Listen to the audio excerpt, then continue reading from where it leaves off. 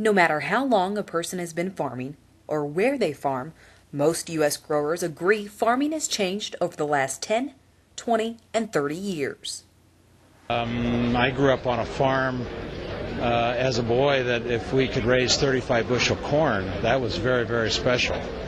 And today we can raise 125, 130 bushel corn, and so we think that's pretty nice. You really see a change in the technology as far as your fertilizer applications, the grid sampling, yield mapping, auto steer, all the GPS involved stuff.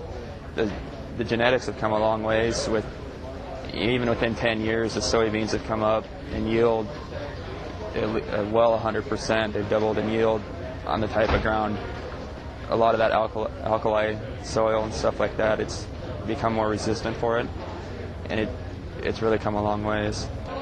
Well, if I had to farm with the hybrids that were 10 or 15 years old, I'd probably be giving up 7 or 8 bushels, 10 bushels on beans, probably 20 or 25 bushels on corn. These growers at Husker Harvest Days realize farming without biotechnology just wouldn't be the same. It wouldn't be as profitable as it is today because those genetic stacks put us in a position where we don't need a lot of the inputs that we would ordinarily use. And so the end result is that those are pretty important to us, particularly the Roundup genetics. You know, that's pretty special.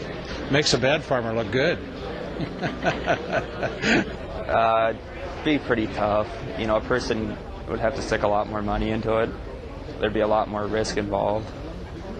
It'd make it a lot more stressful. You know, a lot more expense oriented and more labor intensive. Well, the equipment has got a lot bigger. The farming practices have gone from a lot of tillage to almost no-till. I've been no-tilling probably for 20 years. So hybrids have changed considerably. I think you'd probably like to hear that. And they've gotten better, not worse, much better. From Husker Harvest Days in Grand Island, Nebraska, I'm Tyne Morgan.